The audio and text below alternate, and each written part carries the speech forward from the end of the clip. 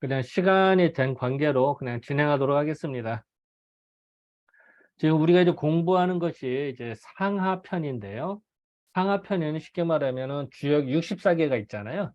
64개가 상경과 하경으로 되어 있는데 도대체 어떤 이치로 이게 배열이 됐느냐. 근데 그에 대한 논쟁입니다. 그건 이제 보는 관점에 따라서 이렇게 볼 수가 있는데 중요한 거는 상경과 하경이 분류가 돼 있다는 거야. 분명한 거는. 60, 상경에 30개, 하경에 34개로 분류는 돼 있는데 어떤 이치로 분류됐을까를 분석한 거예요. 이거는 대단한 겁니다. 규칙성을 발견한다는 건 대단한 거예요. 그 많은 것 중에서 규칙성을 발견하는 거예요. 그런 의미에서 의미가 있는데 이따도 얘기 나오겠습니다만 이게 이제 과연 누가 쓴 거냐. 이제 지금 이제 정자가 쓴 걸로 얘기하지만 아니다. 그 전부터 있었단다. 이런 주장도 있고요. 어쨌든 뭐 그거는 뭐 예전에도 논의가 좀 됐었나 봐. 예전에도. 어쨌든 이제 그 정도로 논리정연하다. 이렇게 생각하면 될 것 같습니다. 그러니까 그 다시 말씀드리면은 상경과 하경이 분리가 돼 있는데 어떤 이치로 분류됐느냐. 그 많은 것 중에 중구난방이 아니라 어떤 규칙성을 사람이라는 게 그래요. 규칙성을 하나 발견 무지가 어려워요. 처음 말하는 사람은. 근데 다음 사람은 쉬워. 이미 말했으니까. 그 대표적인 예로 그 콜럼버스의 달걀을 얘기하죠, 우리는. 그 유명한 일화죠. 다 아는 얘기잖아. 콜럼버스가 그런 얘기를 해요. 달걀을 세워보라고 그래요. 사람들이 다 못 세워. 그러니까 콜럼버스가 달걀을 깨서 세우는 거야. 그러니까 다들 웃어. 아이고, 깨서 세운 거 누가 못하냐고. 그런데 처음에 그거를 세울 생각하는 건 무지가 어려운 거야. 남이 한 걸 보고 말하기는 쉬워. 근데 그거를 처음에 이거다. 라고 무지가 어려운 거야. 그래서 저는 이제 생각할 때 64개가 이렇게 분류는 돼 있습니다만 이거를 어떤 기준으로 말했을 때 상하편에는 이거는 무지하게 노력해서 나온 산물이라는 저는 봐요. 이거 쉽지 않습니다. 이거 규칙성을 발견한다는 거는. 그런 의미인데 뭐 지난 시간에도 얘기했습니다. 약간의 그 모든 게 다 큰 카테고리를 정하고 규칙은 정했습니다만 그게 세부적인 게 디테일하게 다 맞는 건 아니야. 약간의 오차는 납니다. 하지만 그 큰 카테고리를 정했던 건 대단한 겁니다. 이거. 그리고 그거를 공부하면서 괴에 대한 특징을 이해할 수가 있는 거죠, 우리는. 그렇게 이해를 하면 좋을 것 같습니다. 자, 이제 수업을 진행하도록 하겠습니다. 자, 직접 그냥 화면으로 들어갈게요.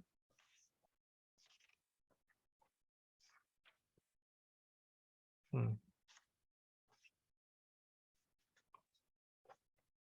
뭘,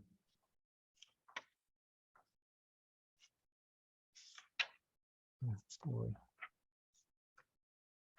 어, 예. 자, 오늘 수업은 지난 시간에 이제 앞에 나갔고 평만주가 있는데요. 평만주는 그냥 읽어보시면 될 것 같아요. 그래서 평만주는 그냥 각자 보시고 그냥 진도를 나가도록 하겠습니다. 자, 교재로는 93쪽. 우리 갖고 있는 교재는 93쪽이고요. 그 원본책, 주역 책으로는 209쪽입니다. 자, 여기, 그, 어, 어, 네. 자, 보겠습니다. 하양동씨라는 사람이 말하기를 안컨대 이런 얘기는요, 그냥 살펴보건대 이런 얘기입니다. 아, 내가 생각해보건대 이런 얘기입니다.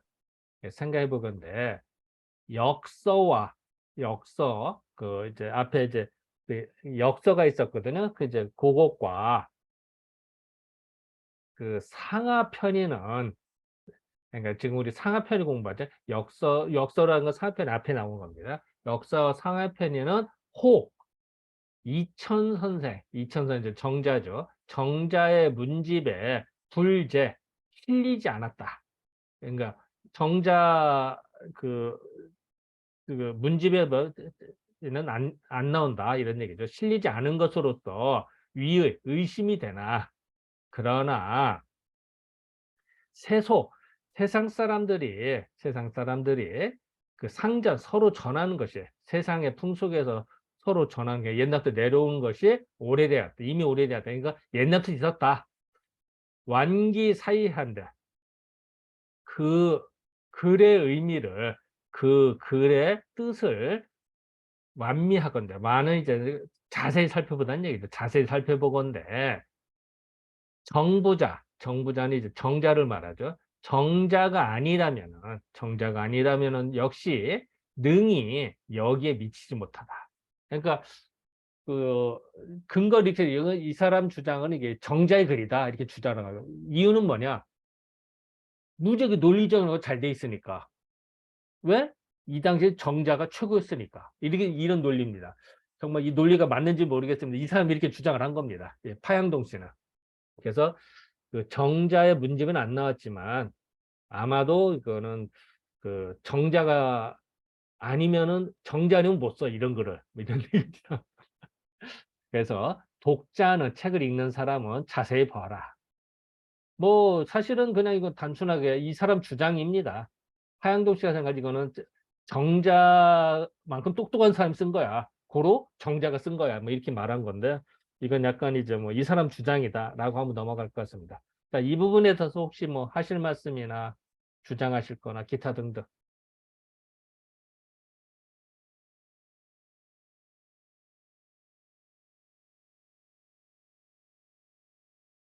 뭐 요거는 그냥 하고 그냥 넘어갈까요, 그러면? 요거는 네, 넘어가겠습니다. 자, 다음. 자, 이제 건항구시 이야기입니다. 이제 건항구시 이야기인데요. 건항구시가 말하기를 설계의 그럼 설계전이라는 얘기입니다. 이제 나중에 우리 공부할 것 중에 하나인데요. 설계전은 공자의 시빅 중에 하나입니다. 공자가 쓴 글로 알려져 있거든요. 그러니까 공자가 쓴 설계전에 뭐라고 말했냐면 천지 정의하며 하늘과 땅이 제자리를 정했다. 건께와 곤께가 하늘과 땅의 그 남쪽과 북쪽을 정했다 이런 얘기입니다. 이건 많이 쓰는 얘기입니다. 천지정의 하늘과 땅의 위치를 정하고 산과 연못이 기가 통했다. 산택통기다. 좀 더 얘기를 하고요. 이런 얘기를 합니다. 그 산택통기에 대해서는 뭐 여러 가지 얘기가 있습니다만 잠깐 요 얘기를 하고 할까요? 자, 일단은 그 복희팔계도라는 게 있습니다. 복희팔계도는요. 건, 해, 리, 진, 손, 감, 간, 고. 요건 복희팔계도인데요.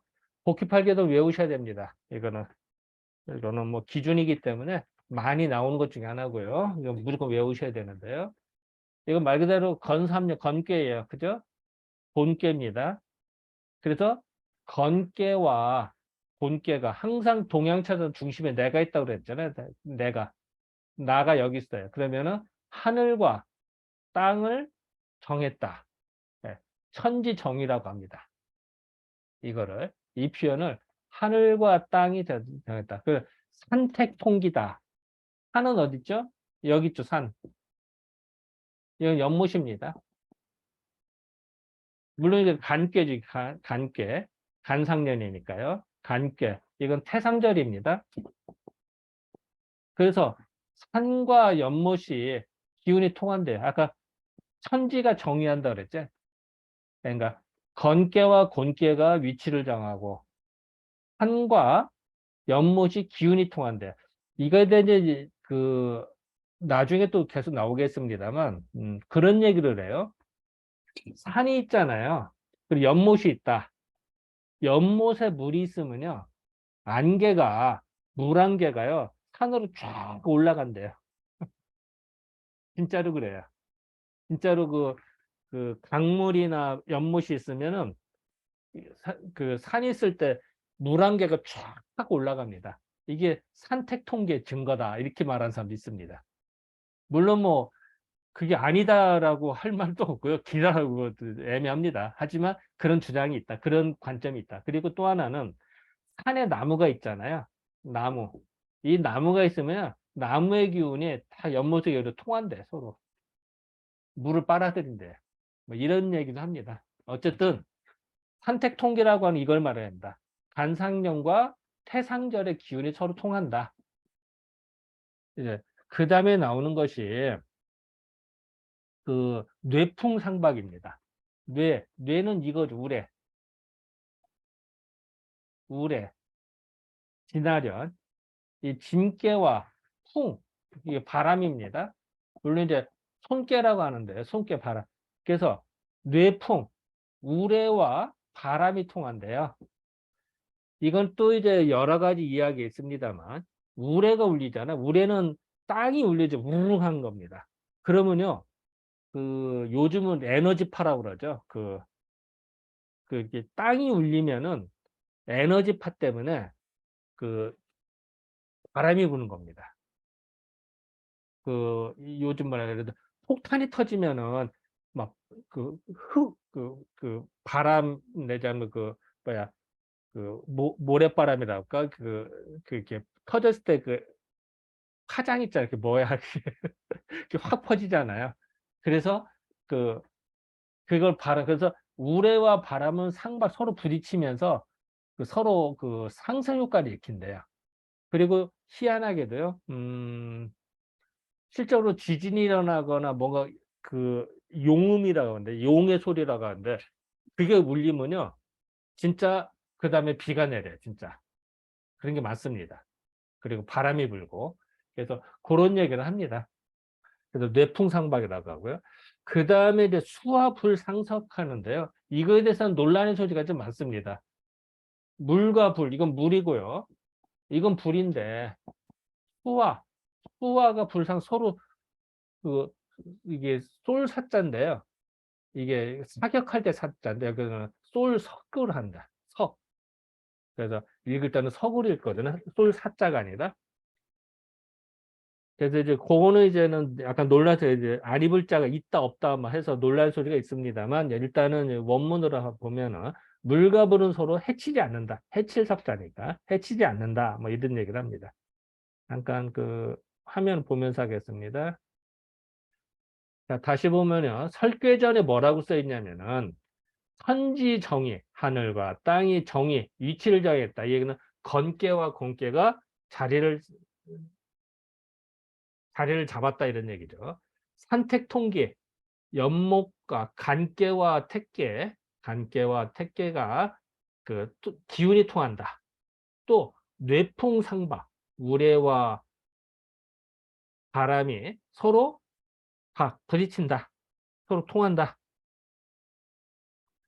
또 수화불상석, 물과 불은 불상석 서로 쏘아 죽이지 않는다. 해치지 않는다. 예.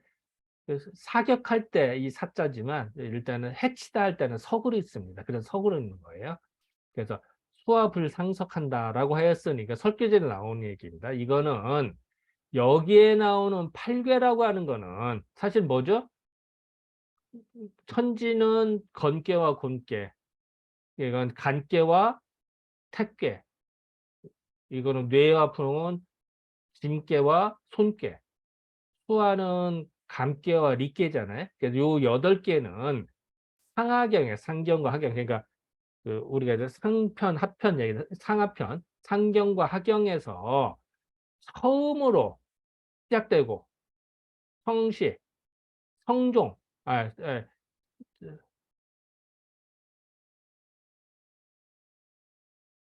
어, 처음이 완성되고 성종, 끝이 완성되는 명분이다. 요건 이따 다시 얘기를 할게요. 상경에서 처음으로, 수는 처음입니다. 머리 숫자니까. 처음으로 건곤으로서 삼는 거는 상경에서 처음에 건괴, 공괴 1번, 2번이 나오죠. 그죠? 건곤이 처음 나옵니다. 건곤이 삼는 거는 바로 천지정의의 상이고 64기에서 1, 2번 나온 이유는 위치를 정하는 하경에서 처음으로 택산합계가 나오고 그 다음에 뇌풍합계가 나오잖아요. 요거는 다시 한번 그 지난 시간에 요거 64기 아시죠? 64기에서 1번, 2번은 뭐예요? 건깨와 곤깨죠. 그죠? 요거. 그런 다음에 하경의 처음 31번, 32번은 뭐죠?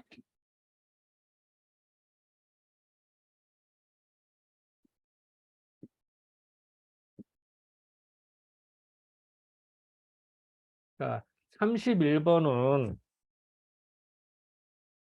자, 택산함께입니다. 자, 택산함께.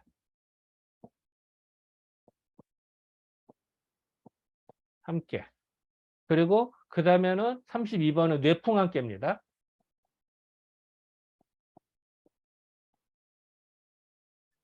지난번에 얘기했으면 다시 한번 복습적 얘기를 하면요. 자, 택사람께는 어떤 거죠? 이거는 소녀라고 그랬죠. 제일 위에. 요거는 소남이라고 그랬죠. 그죠? 택사람께는 모두 다 같이 하는 겁니다. 내가 지난번에 이랬을 거예요. 감동할 때, 할 때, 마음심까지 감동한다, 감흥한다, 이거 쓰죠. 마음심을 빼면 어떻게 돼요? 신자를 뺐어. 그러면은 한만 나오면 돼요. 다 같이 할 함자예요. 모두 함자. 그래서 저기 전라북도 함열이라는 동네 알아요? 함열. 혹시 들어본 함열? 전북에 함열이라는 동네가 있습니다. 다 같이 즐거워한다는 얘기입니다. 그게 이 함자에다 즐거울 열자입니다. 예. 보통 이거를 설이라고 읽죠. 근데 기쁘다는 열로 읽죠. 그래서 함열입니다. 이렇게 다 같이 즐거워하는 날 주요 궤로 만들어진 동네입니다. 그게 함열이라는 동네 자체가. 그 거기 함열이라는 동네에서 내 친구가 살아 김재은이라고. 그 친구가 그래서 호를 자기 함열로 정했어. 다 같이 즐기자. 뭐 해피 뭐 만드는 뭐 동네인데 어쨌든 그럽니다. 함. 그래서 왜 함자가 될까? 소녀가 있는데 소남이 밑으로 내려왔어. 소녀가 위야. 남자가 사실은 남자가 힘이 더 세죠. 센데 여자 밑으로 내려왔어. 여자를 받던데. 이건 뭐죠? 청혼하는 거죠. 결혼하는 거죠. 남자가 여자를 꼬실 때 처음에 남자가 깨갱하는 겁니다. 그래서 소남과 소녀가 만나는 게 택사남계의 특징이고요. 그 다음에 함께는 뭐냐면요. 이거는 진격, 장남이죠. 이거는. 장남. 이건 장녀입니다. 장남과 장녀가 만난 거예요. 나이가 들면요. 자연스럽게 장남이 위에 쓰고 장녀가 밑에. 그래서 질서를 잡습니다. 이거 뭐 항구적으로 오래 간다 이런 뜻입니다. 항은 우리 항구적 이런 얘기하죠. 오래 간다. 항구적. 그 항상항자입니다. 항사리가 간다라는 얘기입니다. 그래서 예, 장남과 장녀가 만난 게 함께입니다. 그러면은 하경에서 처음 시작하는 것이 택사람께와 뇌풍함께입니다. 31번, 32번. 이 얘기는 아 젊은 남자 여자가 결혼을 하고 조금 지나서 결혼해서 질서를 잡아가지고 오래 간다 이런 의미가 되죠. 뇌풍함께. 이게 바로 하경의 의미입니다. 이제 그 얘기를 한 겁니다. 그래서 다시 말하면 하경에서는 소남과 소녀, 장남과 장녀가 만나는 궤로 시작된다. 이 얘기를 한 겁니다. 그래서 다시 보면요. 요 부분 뭐냐면 상경에서는 건공교를 시작하고요. 그 다음에 하경에서는 뭘로 했다고 그랬죠? 함께해서 시작을 하고 술은 머리 숫자가 처음으로 시작하고 그 다음에 뇌풍함께가 됐다 이런 얘기죠. 이런 거는 무슨 뜻이냐? 택사함께의 뜻은 뭐죠? 택사함께. 택사함께는 산과 연못이야. 그러면 산택통기. 산과 못이 기운이 통한다는 뜻이겠죠. 그래서 그 얘기를 합니다. 함이라고 하는 거는 산택통기하는 상이다. 왜? 산과 연못이니까. 이제 그 얘기를 한 겁니다. 그리고 뇌풍함께는 뭐냐? 뇌풍함께 우레와 바람이 상박 서로 부딪히는 상이다. 예, 그 얘기한 거죠. 장남과 장녀. 그리고 상경에서는 마지막으로 뭐가 됐냐면은 감깨와 리깨로 끝납니다. 요거 보면은 29번하고 30번이 감깨와 리깨가 되잖아요. 64개의 도표를 보면. 그죠? 그리고 하경에서는 뭘로 끝나죠? 끄트머리 마지막 뭘로 끝나? 기재께와 미재를 끝난 거는 또한 수합을 상서. 자, 감깨와 리깨도 물과 불이죠. 기재께와 미재께도 물과 불이잖아요. 그죠? 그러니까 수와 불상서, 물과 불이 서로 해치지 않는다라고 하는 상이다. 그러나 물과 불은 천지지 대용이고, 대용, 천지에서 크게 쓰이는 거고 것이다. 그렇기 때문에 간, 해, 진, 손의 죄는 각각 하나씩이지만 그 감깨와 리깨는 많다. 자, 이거 무슨 말이냐면요. 요 부분 다시 한번 봅시다. 음.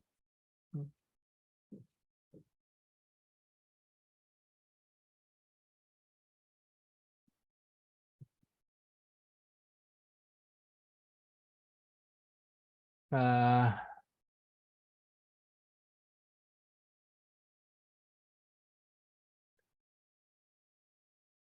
요거 64개 이걸 좀 봅시다. 이걸 보면요. 자, 처음에 시작할 때 건, 그 다음에 곤으로 시작하자. 그래, 끄트머리 뭘로 끝나요? 음, 감깨와 리깨로 끝납니다. 그죠? 그러니까 1번, 2번, 29, 30번. 그죠? 그 다음에 31번은 뭘로 돼요? 색산 함께와 그 뇌풍함께, 뇌풍함께. 그리고 마지막에 끝나는 건 수화기제께예요. 이렇게 안 나와. 수화 기제께와 그 화수미제께.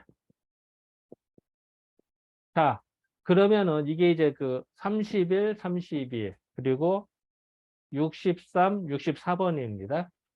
자, 그러면은 여기서 택계는 몇 번 썼죠? 한 번.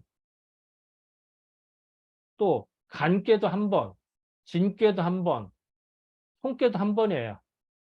건고는 건께는 좀 많이 쓰이고 건께는 한 번, 두 번, 두 번씩 썼죠. 이거는 건께는 두 번씩, 곤께는 두 번씩. 그다음에 숙께는 감께는 몇 번 썼죠? 한 번,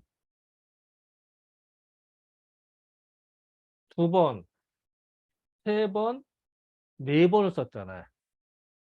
리꾀는 몇 번? 한 번, 두 번, 세 번, 네 번. 감깨와 리꾀는 네 번씩 썼고 건깨와 공깨는 두 번씩 쓰고 나머지 깨는 한 번씩밖에 안 썼어요. 그죠? 그러니까 결국은 이 세상의 쓰임새는 결국은 물과 불이 제일 많이 쓰였다. 이런 표현을 쓴 거죠. 갖다 붙인 건데 이게 들어맞는 얘기죠. 그 얘기입니다. 그래서 그 감깨와 리깨가 그 중하다. 이런 표현. 그러니까 요 편입니다. 간, 태, 진, 손의 깨는 한 번밖에 안 쓰였고요. 그리고 감깨어리 깨는 네 번씩 쓰인 거예요. 그 네 번이니까 어때요? 많다. 많이 쓰였다. 이런 얘기입니다. 실질적으로 요 문장에 대해서 그 뒤에 나오는데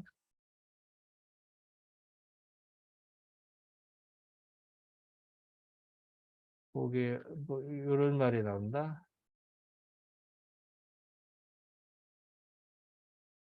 어,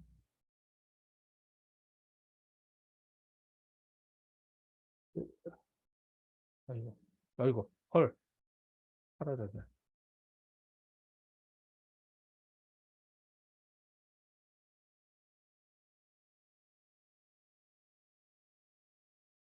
헐, 내가 잘못하네.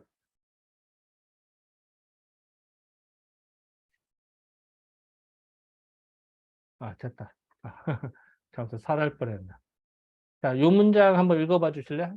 자, 여기 한번 볼게. 참고로 고주역 정고라는 책에서는 감리 중야가 아니라 감리 상사로 나와요. 네 번 썼잖아. 사를 상징했다. 그래서 감계리가 사를 상징한다 그래서 네 번씩 사용됨을 말하고 있다. 그러나 요 책에만 이렇게 나오기 때문에 교정하지는 않았어요. 그러니까 이 중이라는 의미가 사실은 여기서는 사를 의미한다라는 얘기죠. 이제 그 얘기를 여기서 이제 찾아서 설명한 겁니다. 이런 건 이제 일부러 교정하지는 않았지만 이제 그 흔적들이고요.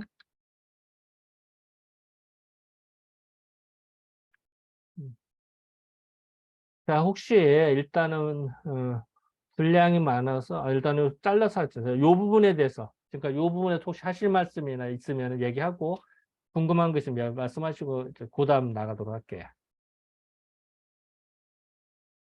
뭐.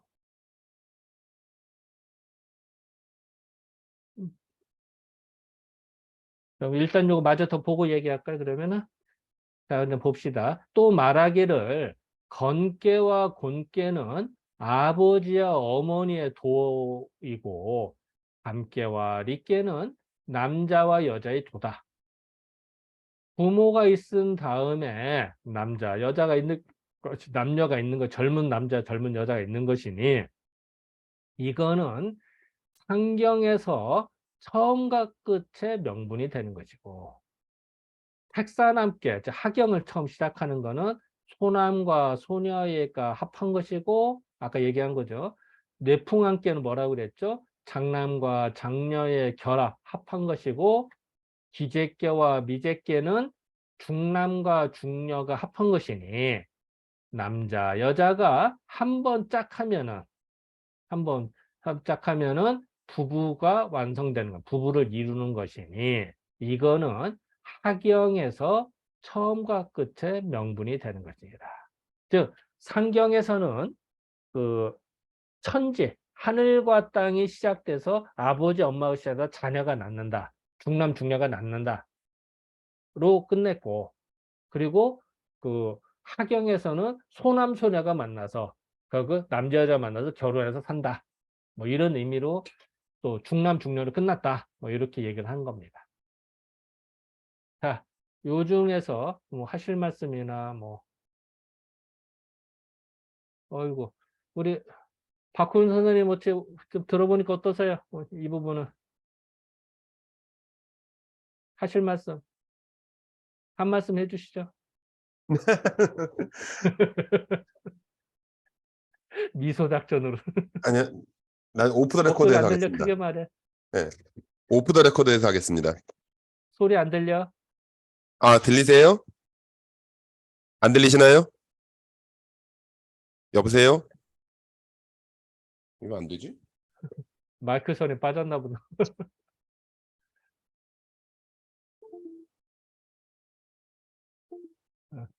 잠깐 예, 마이크 손에 빠져서 다 들리시나요?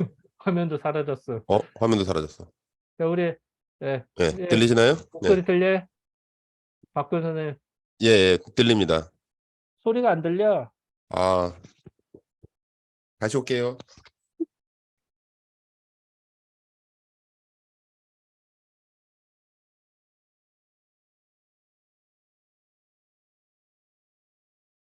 자, 그러면은 아, 아, 아, 우리 안 들리시나요? 그 우리 박호영 원장님 그 소리가 안 아, 들리는 아, 관계로 예, 고쳐지는 관계로 들려요? 들리세요 혹시? 나는 안 들리는데? 예, 잘 들립니다. 그래? 아, 예, 감사합니다. 나만 안 들리는 건가? 헐, 어, 죄송합니다. 이게 내 마이크가 이상한 건가? 아, 마이크가 꺼져 있었네. 예. 죄송한데 내 마이크가 꺼져 있었다. 아이고 죄송합니다. 아닙니다. 아이고 죄송합니다.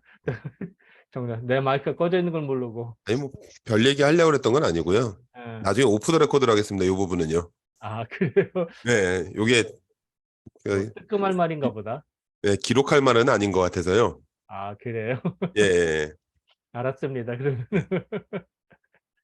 아유 죄송합니다. 어쨌든 내 마이크를 내가 소거를 해놓고 그랬다가 미안합니다. 그래. 그 우리 최경 원장님은 어떠세요? 이 한 거에 대해서 뭐 혹시 뭐 이해 안 되시는 거나 또 첨언하실 거나 우리 참신해서 그냥 예? 예? 흥미롭게 듣고 있습니다. 잘 안 다 들려. 친한 얘기라, 다 새로운 얘기라 흥미롭게 듣고 있습니다. 아, 예, 알았습니다. 자, 그러면은 다음 진도 나갈까요? 예, 그럼 또 나가겠습니다. 계속 이제 64개에 대한 배열에 대한 설명입니다. 의미 부여를 하는 거니까요. 또 나가겠습니다. 자, 그 다음 분량은 이게 분량이 매우 많아요. 많은 분량이라 그래도 오늘 다 해서 그냥 상하편이 끝날까 합니다. 예, 자, 쌍호씨 이건데 이게 분량이 좀 많아요. 맞아 이제 하다가 좀 중간 쉬더라도 그냥 나가겠습니다. 자, 쌍호씨가 말하기를 쌍호씨의 관점입니다. 일찍이 반대되는 순서로 본다. 자, 반대라는 얘기 나옵니다. 반. 예, 주역의 이제 개념인데 일단 반대된다는 뜻을 살펴보겠습니다.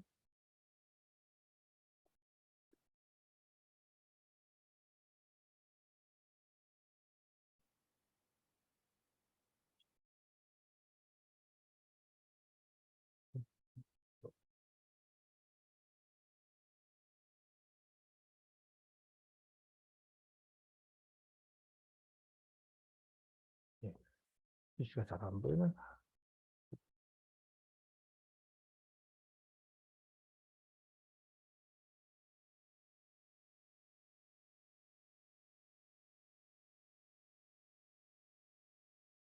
주역에서 반이라는 개념이다. 반.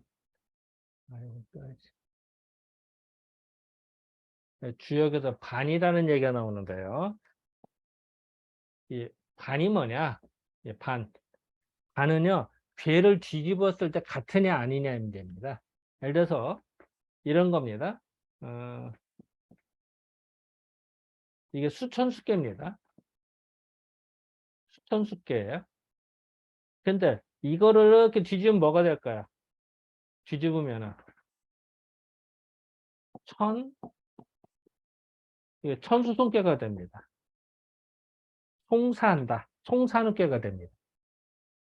즉 반이라고 하는 거는 요걸 요렇게 뒤집으면은 이게 됩니다. 그러니까 수천수개나 천수손개나 사실은 반한 관계죠.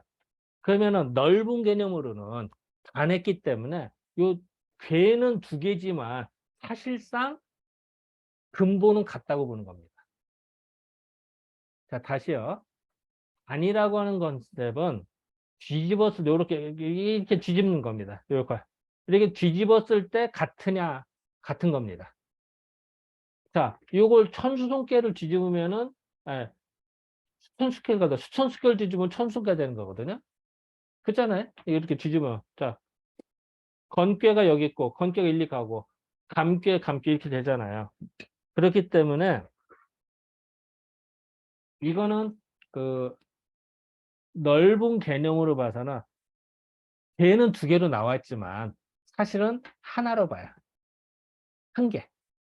한 개가 반에서 두 개가 된 거다. 이렇게 봅니다. 그게 이제 반. 근데 반에도 같은 게 있죠. 예를 든다면은 이런 게 예를 들어서 어,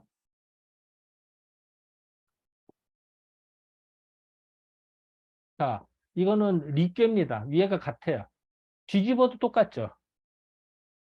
반에도 같은 거잖아요. 같은 게 반에도 걔도 같은 꾀입니다. 그죠? 다른 꾀가 안 나와요. 그죠? 이런 꾀도 있습니다. 이걸 이제 그 그래도 그 얘기가 나옵니다. 자, 한번 봅시다. 자, 반대되는 거의 순서를 보건대, 차례를 보건대, 상경 그러니까 요거죠. 우리 그 64개 그 순서도입니다.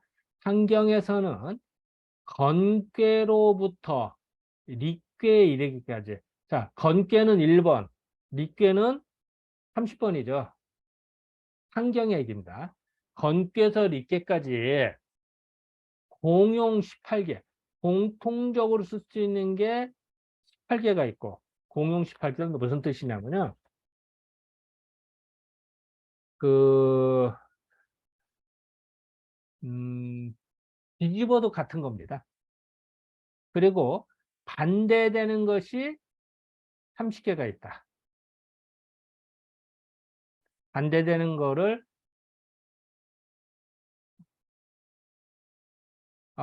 공용 18개를 공용하고 반대되는 걸 합하면 30개가 된다. 총 30개인데 이게 무슨 뜻이냐면요. 자, 한번 봅시다. 무슨 말이냐면요. 아,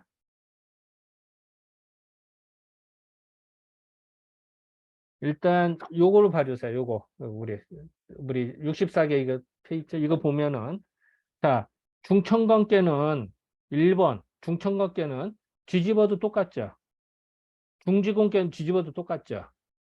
그 다음에 수레둔계와 산수문계가 있습니다. 3번 4번 그죠? 수레둔계를 뒤집으면은 산수문계가 돼요. 산수문계를 되면 수레둔계가 되죠. 요것을 반하는 게 한 개. 수천수계와 천수순계가 있죠. 5번, 6번. 이것도 반함 같은 거죠. 두 개가 같은 겁니다. 지수사계와 수지비계도 마찬가지예요. 반함 같은 거죠. 또 풍천소축계, 천특리계도 반함 같은 거예요. 지천택계와 천지비계, 11, 12도 마찬가지고요. 13, 14, 천화동인, 화천동이 그렇고요. 15, 16, 지상경계, 뇌지액계도 같은 겁니다. 이건 다르네.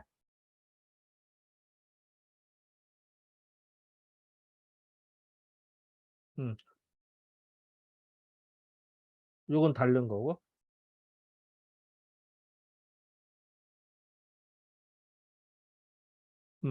그리고 생례수계와 삼풍곡계도 다른 거고, 지택림계, 통지관계는 뒤집으면 같은 애, 이거는. 그죠? 그리고 활해석계와 산화비계가 있고, 산지박과 지대박계는 뒤집으면 같은 거죠. 그리고 천례무망계, 산천대축계는 뒤집으면 반하면 같고, 산내입계가 있고, 태풍대각계가 있고, 그리고 중소한계, 중아리계는 뒤집어도 다른 거예요. 서로 같은. 그래서 그거를 합쳐봤어요. 자, 요거를 청만주에 있는 얘기를 한번 보면서 합시다.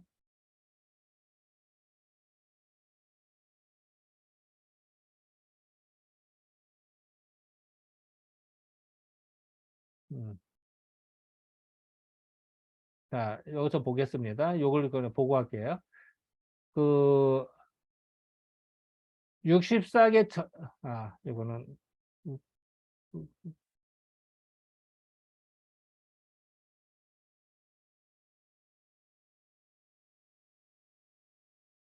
자, 요거 잠깐 그 평만주 잠깐 보겠습니다.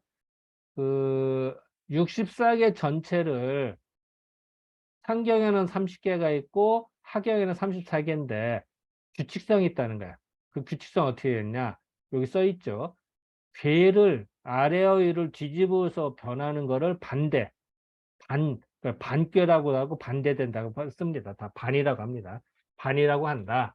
예를 들어서 수레둔괴를 반하면은 산수목괴가 되니 사실상 같은 꾀라고 볼 수 있고 수천수괴나 반하면서 이런 꾀가 총 12개가 돼요. 그러나 중천겁계, 중지공계, 산내계 이거는 뒤집어도 같은 깹니다. 다른 깹가 안 나와요. 그래서 요것이 6개입니다. 요게 하나, 둘, 셋, 넷. 그래서 요걸 합치면은 어떻게 돼요? 18, 18개가 되겠죠? 그죠? 그래서 그 18개가 되니까 나머지 12개는 뭐죠? 반에서 2개가 되잖아요. 그래서 사실 24개. 그 24하고 18을 합하면 사실은 6하고 합하면 상계는 30개가 되는 거예요. 요거 이해됩니까? 다시 말하면은 여기에서 다시 볼게요. 자, 중천건계 1개, 중지공계 2개, 그 다음에 수레둔계, 산수문계는 2개를 3, 4번 앞에서 1개로 치는 거야. 수천수계, 천수계 합쳐서 이걸 1개로 치는 거야. 그리고 지수사계, 수지비계를 합쳐서 1개, 풍천속주계, 천택리계를 합치면은 1개 이렇게 치는 거야. 그리고 지천택계, 천지비계도 1개, 2개지만 천화동인계, 화천대유계도 13, 14도 사실은 1개 이렇게 따지는 겁니다. 그러면은 총 요런 게 12개가 있거든요. 합쳐서. 그리고 뒤집어서 다른 거, 같은 거, 그러니까 중천건계나 중지공계, 요거 6개. 그렇게 합치면은 총 사실은 18개. 개로 따지면 30개가 되는 거예요. 자, 이 부분 질문. 나 너무 혼자 나가나?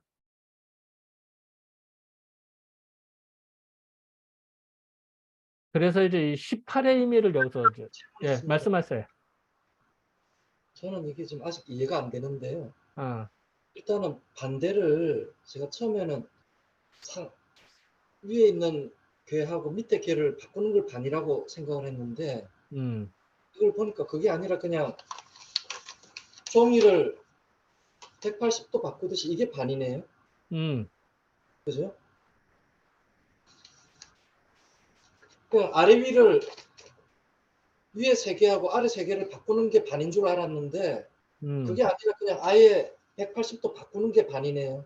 예. 이렇게. 네. 나머지 그런데 12개는 뭔지 제가 잘 이해를 못하겠습니다. 아직. 자, 다시 봅시다.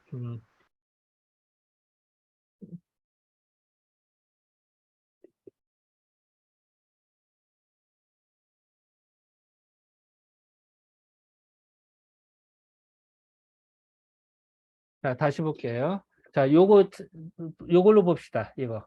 자, 이거 편의상 괴로 말하기 힘들으니까, 그냥 번호로 말할게요. 자, 중천건계 1번. 그리고 중지공계 2번. 나오죠. 그 다음에 3, 4번이 있어요. 수레둔계, 삼수목계. 이건 한 세트야. 천수계 5번, 6번. 한 세트야. 그죠? 그리고 7번, 8번. 지수사계, 수지비계. 이것도 한 세트야. 그리고 9번, 10번. 홍천소축계, 천택리계. 이것도 한 세트야. 그리고 11, 12. 이것도 세트. 13, 14도 한 세트. 15, 16도 한 세트. 17, 18도 한 세트. 19, 20도 한 세트. 21, 22 한 세트. 23, 24도 한 세트.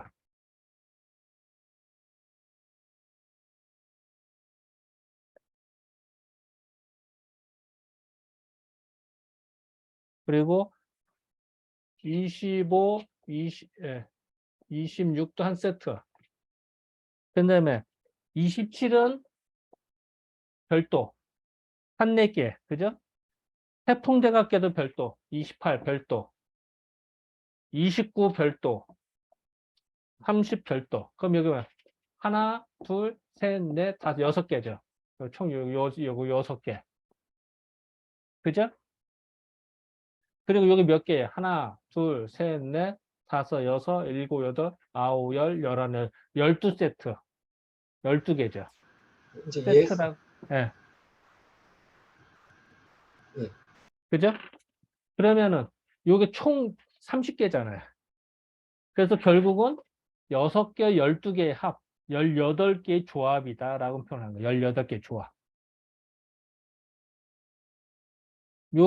요거는 다 반하는 관계입니다. 반. 이걸 다 21, 20 반. 이게 2개씩 하는데 세트는 다 반하는 겁니다. 전달돼? 네.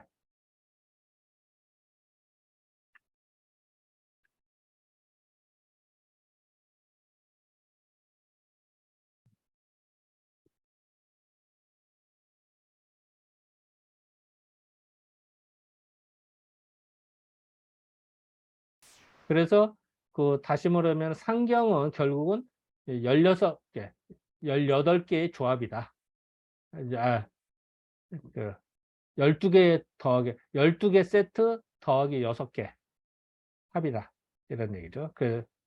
어.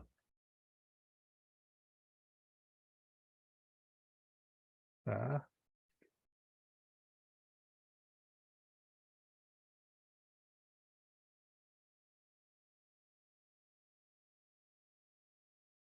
다시 볼게요.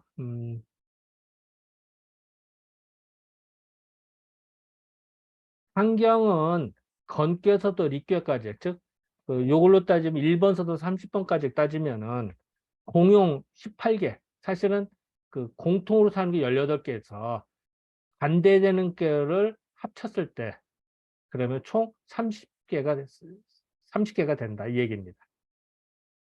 하경은 어떠냐? 택사람께서부터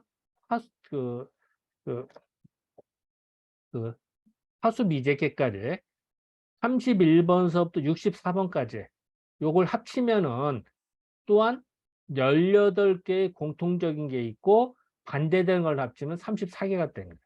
그러니까 희한하다. 요 18이라는 게 똑같아요. 공용되는 거는 똑같게 이게 18개야. 똑같게. 그리고 반대되는 걸 합치면은 요거는 34개가 되고 여기는 30개 차이에.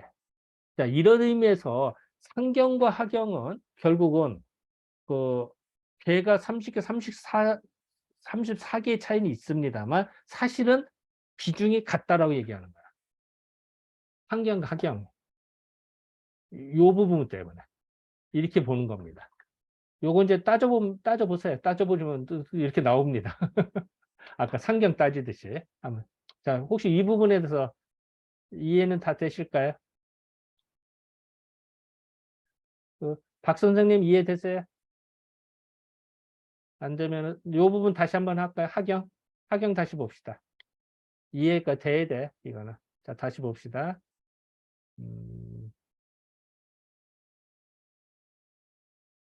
잠깐 화면 끄고. 자, 다시 봅시다. 요거 이제 상경 지우고요.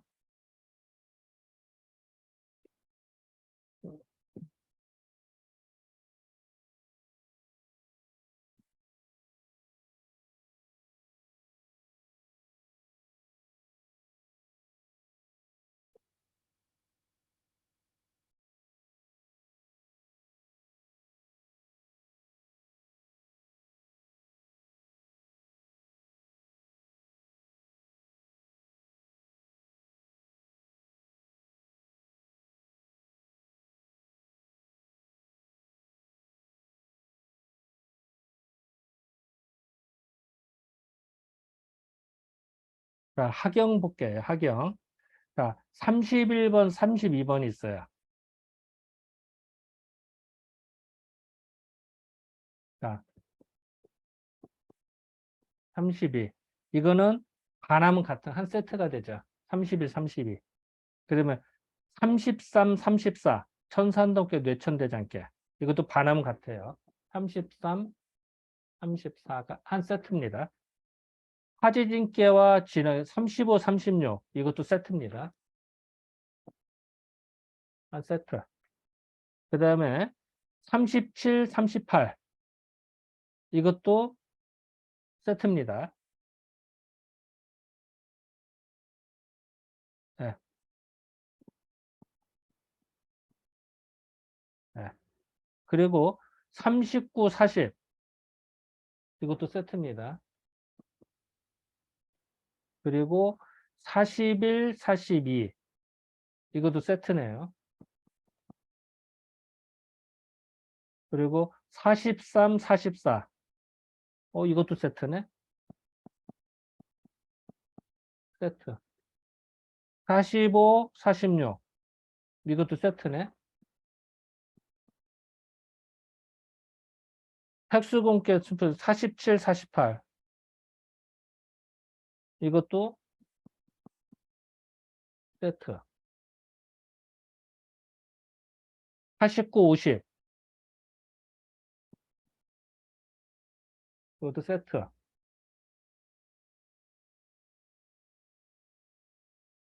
51, 52. 세트. 53, 54. 세트.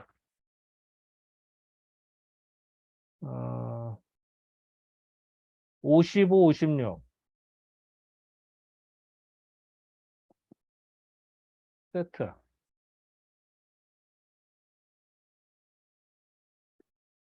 57, 58. 세트. 59, 60. 세트. 자, 61. 60인 별도. 61. 62. 그리고 63, 64. 이것도 세트네. 63, 64. 자, 그러면은 몇 개인가 봅시다. 하나, 둘, 셋, 넷, 다섯, 여섯, 일곱, 여덟, 아홉, 열, 열하나, 열둘, 열세, 열네, 열다섯, 16개, 16개. 16개 세트가 있어요. 그리고 2개가 있어요. 그 2개를 합치면 18개잖아요. 그죠? 그러니까 결국은 하경도 18개, 상경에서도 18개라는 거죠. 이해되세요? 그러니까 결국은 상경도 사실은 18개, 하경도 18개라는 거야. 이렇게 보면은. 그렇게 되면은 우리는 겉으로 봐서는 상경이 30개로 춥고 하경이 34개는 4개는 더 많잖아. 그런데 이 반하는 걸로 계산을 해보면은 상경이나 하경이나 똑같아. 18개씩이라는 거야. 누가 이런 생각을 하겠냐고. 무지가 어렵잖아요. 이렇게 말한 걸 보니까 우리도 쉽지만 나도 그 말한 걸 보고 나도 아는 거지. 나보고 이걸 알았냐? 모르지 나도. 나도 책을 보니까 나도 아는 것 뿐이지. 이걸 처음에 발견은 무지 대단한 거야 이거는. 그죠? 그래서 상경과 하경이 다들 비중이 똑같은 거다. 18개다. 그거를 여기서 발견을 한 겁니다. 쌍호 씨는. 그러니까 대단한 겨 이거.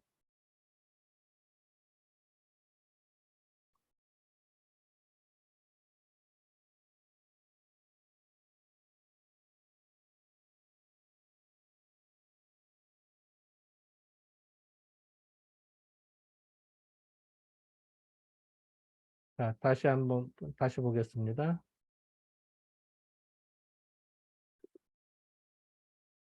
자, 다시요.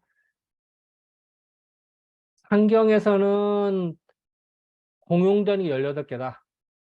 그래서 반대된 걸 합치면 30개가 되고, 하경도 공용된 게 18개다. 반대된 걸 합치면 34개 돼.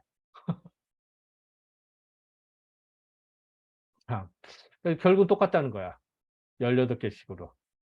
그럼 다시 한번 얘기해도 대단한 발상 아닙니까, 이거? 자, 그 다음에 U18변, 18변의 변화가 있은 다음에 성괴지상, 괴가 완성되는 괴상이 완성되는 것이니, 괴지상이 완성되는 것이니, 건괴는 수가 부가되는 거는 2구 18이니까 2구에서 18이 되고, 곤괴의 수는 6이 되는 거는 3, 6, 18에서 18이다. 이거 갑자기 무슨 말이야? 벙치죠, 갑자기. 예, 갑자기 구름 잡는 얘기가 딱 나옵니다. 여기서 18변이라는 건 뭐냐면요. 혹시 지난번 여기서 가연지 할 때 지난 봄에 4월 초에 가연될 때 내가 그거 발표했을 거예요. 그 시초대로 점치는 거 가르쳐줬죠. 그 시초대로 점칠 때 뭐가 나왔죠? 이렇게 했습니다.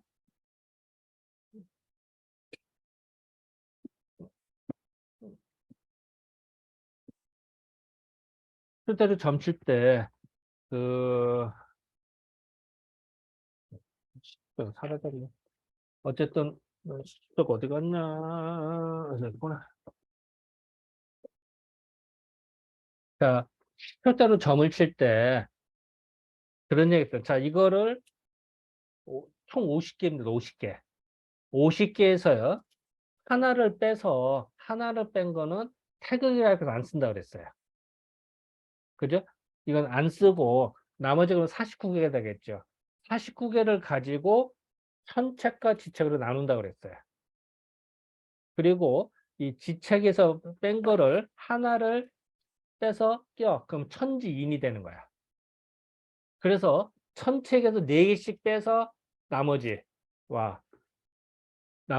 그러니까 합치고 또 나머지 지책에서 나온 걸 4개씩 빼서 남은 걸 합쳐서 숫자를 얻어요. 그러면 반드시 뭐가 된다고 그랬죠? 5나 9가 된다고 그랬어요. 그래서 그걸 한 번 얻어. 그리고 한 번 또 얻고 또 얻어서 3번을 해요. 3번 연속합니다. 그래서 효를 하나 넣는다고 그랬어요. 3번을 반복해서.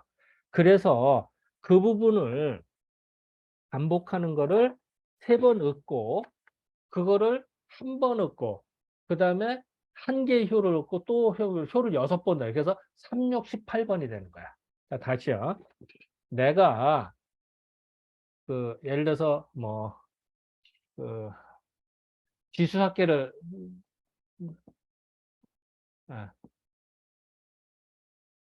지수학계를 얻었다.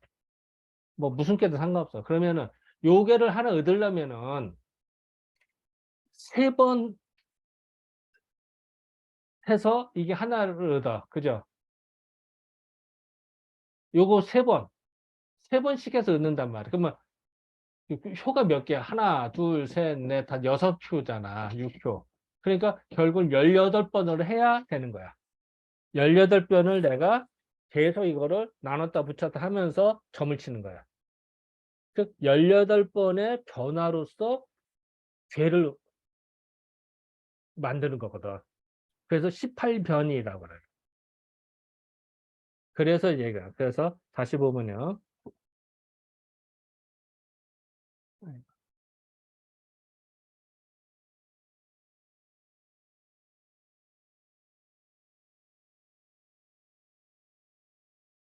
여기서 18변이라고 하는 거는 점을 쳐서 시초대를 나눠서 18번을 한 거를 해서 3번 하면 효가 하나 얻어. 또 3번 하면 효 하나 얻고 3번 하면 그래서 그걸 말해. 그래서 18번을 그래서 18번이 되어서 성괴지사 괴의 형상을 완성을 하니 건괴수가 9라고 하는 거는요. 자, 요거는 태양지수를 말하고 곤괴는 태음지수를 말하는데요. 요거는 요 얘기를 합시다. 자, 이것도 잠깐 뗄게요.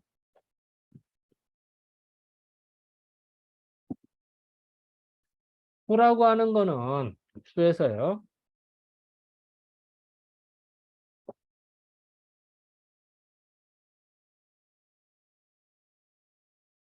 자, 전에 잠깐 얘기했습니다만 수는 생수가 있다고 그랬어요. 그죠? 성수가 있다고 그랬어요. 생은 만들어진 숫자입니다. 1, 2, 3, 4, 5를 말합니다. 성수는 뭐가죠? 6, 7, 8, 9, 10입니다. 그러면은 홀수는 양이고 짝수는 음입니다. 그러면은 생수에서의 홀수, 즉 양은 뭐죠? 1, 3, 5죠. 그럼 요 세 가지를 합치면 뭐가 되죠? 태양지수인 9가 완성됩니다. 그죠? 음의 숫자는 2와 4를 합치면 뭐가 되죠? 6이 되죠. 그죠? 그래서 태, 노, 음이라고도 합니다. 6이 됩니다. 즉 9라고 하는 거는 생수에서의 양의 숫자를 합친 거고요. 6이라고 하는 거는 생수의 음의 숫자 2와 4를 합친 게 말합니다. 그렇기 때문에 9라고 하는 건 단순히 9가 아니라 양기의 상징, 즉 건괴의 상징이 되는 게 9입니다. 그래서 건괴를 보면 용구라고 하는 표현이 나옵니다. 용구. 9를 써라. 그 건괴를 보면은 이런 말이 나오거든. 물론 곤괴에서 뭐가 용육이다. 이런 말이 용육, 육을 쓴다. 이런 얘기 나옵니다. 그거는 건괴의 상징이 용구라고 되는 거고요. 곤괴의 상징은 육을 상징하는 용육이 되는 겁니다. 그걸 상징하는 말입니다. 그래서 다시 보면요.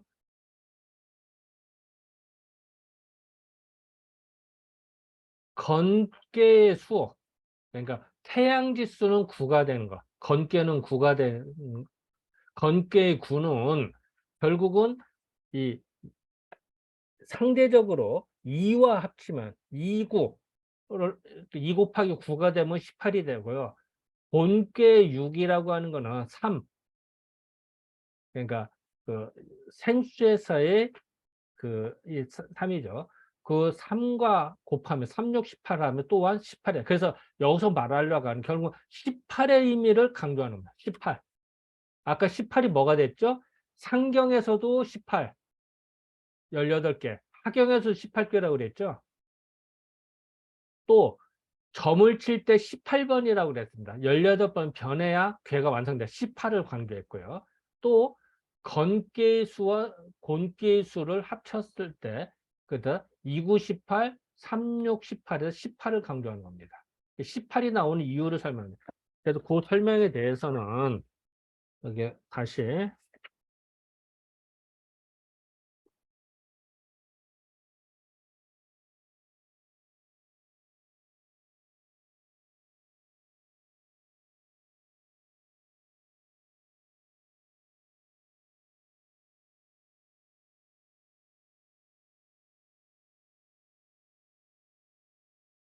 일단은 요거는 잠깐 평만주를 하나 좀 보고 넘어갈게요. 평만주 잠깐 읽고 해야겠네.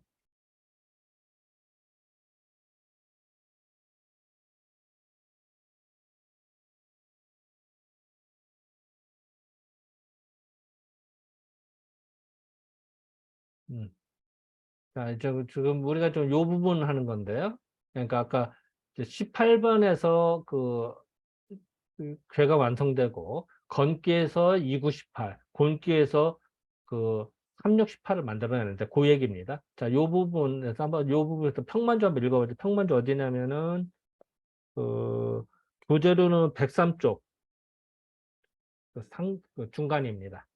자, 요 부분 한번 읽어봐 주실래? 자, 한번 어느 분 한번 자진해서 읽어봐 주시죠. 여기서부터 평만주.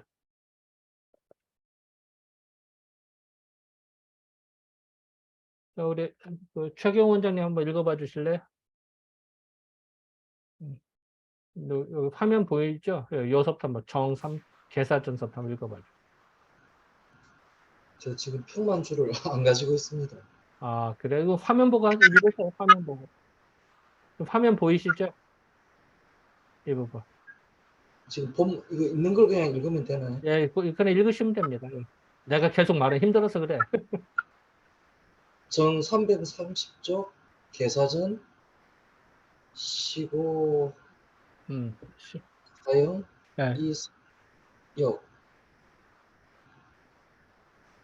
16.8변이 성괴에서 4번 경영하여 역을 이루고 18번 변하여 괴를 이룬다고 하였는데 여기에서의 18번을 의미한다.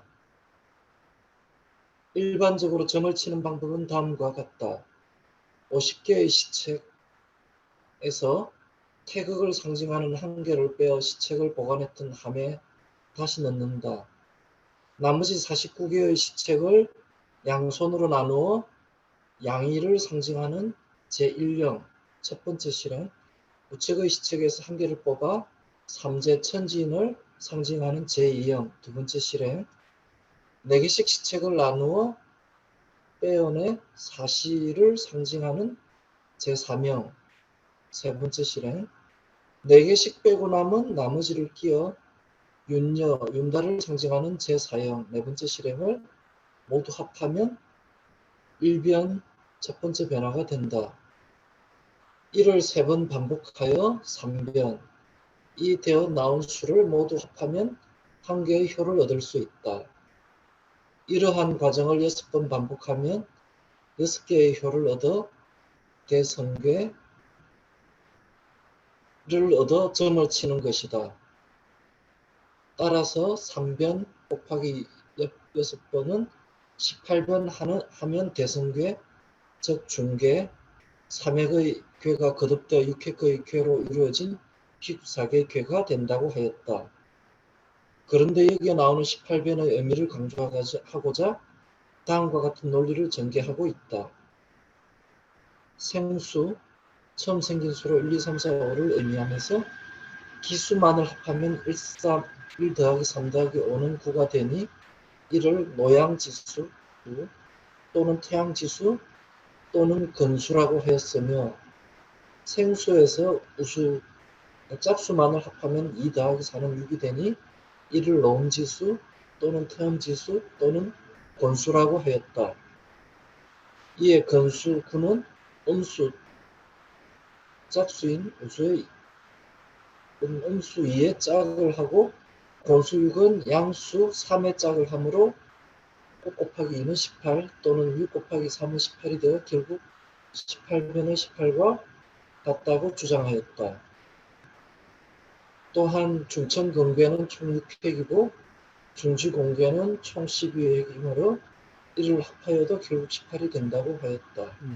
네, 수고하셨습니다. 지금 이야기는 계속 18, 뭐, 18이 되는, 18하면 욕 같은데. 어쨌든 18의 공통점을 계속 강조합니다. 그래서 더 재밌는 거는요. 중천공계를 쓰는 6회, 요거는 획이 6번이잖아요. 중지공계는 짝대기가 나눠졌으니까 사실은 6획이지만 12획이라고 볼 수가 있어요. 그럼 두 개를 합치면 또 18획이 되잖아요. 그래서 18이 된다라고도 강조를 합니다. 이렇게 이제 숫자에 연연해서 숫자가 공통점을 계속 발견해서 이야기를 합니다.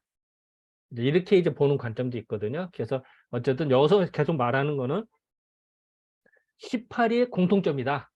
이 얘기를 계속 얘기하는 겁니다. 그 근거를 설명하는 거고요. 그래서 다시 한번 일단 위로 올라가서 위로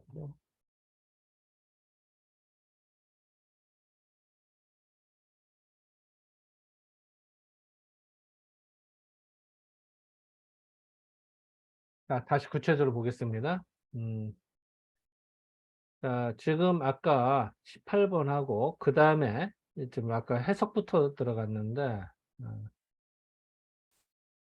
건괴의 기라고 하는 거는 획 하나입니다.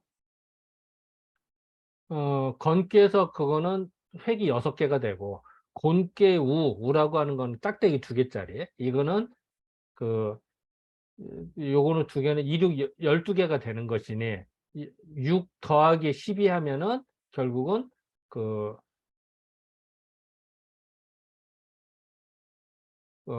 18이 되잖아요. 그래서 18이다. 그러니까 6, 18이 되는 거를 여러 가지 이야기를 했습니다. 다시 한번 볼게요. 자, 18이 되는 이유를 환경에서도 사실은 18개, 학경도 18개다. 18번 점을 쳐서 괴가 만들어진다. 그리고 건괴에서 9니까 2, 9, 18이 되고 곤괴에서 6이니까 3, 6, 18이 된다. 18이다. 똑같자. 건괴 획수를 봐도 6개, 곤괴에서 12개, 2개를 합하도 18이 되라. 이런 18이 되는 근거를 1개, 2개, 3개, 4개, 5개를 설명합니다. 5개, 4개. 하나, 둘, 셋, 넷. 그렇지. 그래서 여기서는 이제 이런 근거로 설명하는 것 뿐입니다. 여기서는. 그래서 물론 이제 뭐 다른 관점도 있겠습니다만 여기서는 그 공통점을 발견해서 이야기를 한 겁니다. 18이라는 부분. 그래서 자, 이 부분에서 하실 말씀. 어떻게 보면 약간 어거지 같지 않아요? 자, 우리 권오프 선생님 한 말씀 해주시죠. 이 부분에서 한 말씀 듣고 잠깐 쉬도록 하겠습니다. 우리 예, 없으니까 빨리 쉬시죠. 한 말씀 진짜 해주시죠. 네? 어거지 맞는 것 같아요. 뭐가 예, 맞아? 어거지 맞는 거. 왜냐면 어거지가 맞아? 이게 제가 9, 6까지는 어떻게 이해를 해보겠는데요. 아, 9에다 2가 곱해지고 6에다 3이 곱해지는 필연적 이유가 안 나오잖아요, 사실. 그, 이건 좀 여기서는 이제 균형을 맞춘다는 표현을 얘기를 하지. 양수니까 그 음의 숫자에는 2를 곱하고 그 음수니까 그 양의 숫자는 3을 곱한다고 얘기를 하죠. 그래서 어떻게 보면 어거지일 수도 있어요, 이거는. 박 선생님 말씀대로. 그런데 또 이렇게도 그 숫자를 따질 때 이렇게 해도 맞잖아. 근데 여기다가 그러면은 처음에 2는 이제 음수를 곱했는데 음. 그러니까 양수가 꼭 3이어야 되는 이유. 왜 그 5가 아니고 생수에서 3이어야 1, 되느냐. 3호잖아. 예. 1은 시작이니까 빼고 3을 얘기하죠. 보통 우리가 삼재수, 3을 중시해 생수의 상징 3으로 얘기하거든. 2와 3을 얘기하거든. 그래서 그렇게 얘기를 하죠.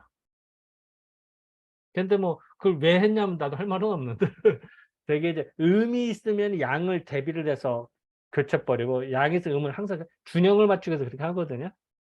그런 건 있습니다.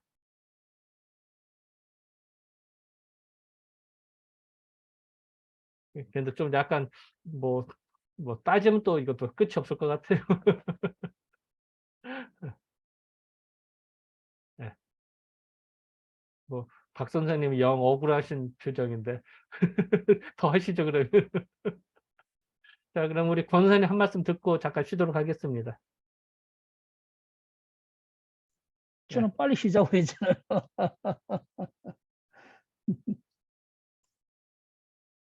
자, 이 부분에서 뭐 하실 말씀 한 말씀 해주시죠.